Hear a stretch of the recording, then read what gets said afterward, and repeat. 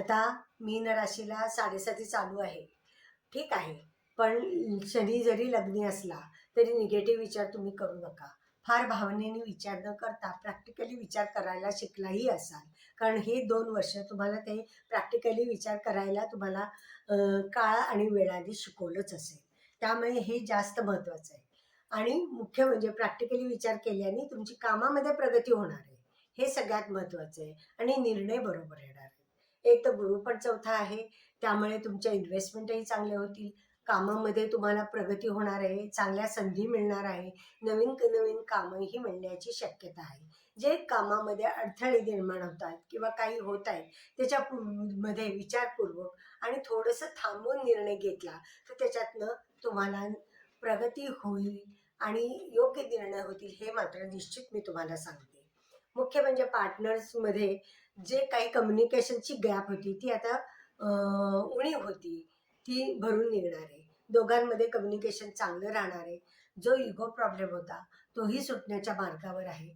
दोघांचं कम्युनिकेशन झालं तर इथे इगो प्रॉब्लेम राहणार नाही आहे. पण पार्टनरशिपमध्ये मात्र तुम्ही खूप समजून घ्यायला पाहिजे किंवा समोरची व्यक्ती प्लसमध्ये असणार आहे, तर तुम्हाला त्याचा फायदा करून घ्यायचा आहे. म्हणजे कम्युनिकेशन चांगलं ठेवा, दुसऱ्या व्यक्तीचा जास्त चांगला विचार करा आणि आपला फायदा बघा. दुसऱ्याचा दुसऱ्याला 10 रुपये मिळाले, मग आपल्याला कमी मिळाले तसा विचार करूच नका. आपल्याला 9 रुपये मिळतात, ठीक आहे, पण तेही तुम्हाला चांगले आहे. त्या 1 रुपयाचा जास्त विचार करू नका, कारण इथे तुम्हाला प्रॉफिट आहे हे लक्षात ठेवा. कारण ह्या काळ तुम्हाला चांगल्या तऱ्हेने तुम्हाला उत्तम रीतीने तुम्हाला पुढे जाण्यासाठी संधी मिळणार आहे, कामं मिळणार आहेत, नोकरीमध्ये प्रगती होताना दिसणार आहे, कामामध्ये स्किल वाढणार आहे. तर बारीक बारीक गोष्टी ज्या निगेटिव्ह वाटत आहेत आपल्याला त्या पॉझिटिव्हली बघा आणि पुढे जा. मुख्य म्हणजे सगळ्या गोष्टी घरामध्ये शांत वातावरण ठेवण्याचं काम तुम्ही करणार आहात.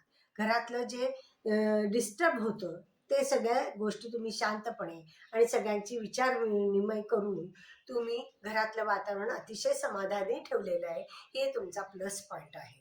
आणि मुख्य म्हणजे काही गोष्टी ज्या शत्रूंच्या तुम्हाला त्रास होत होता तो आता होणार नाहीये.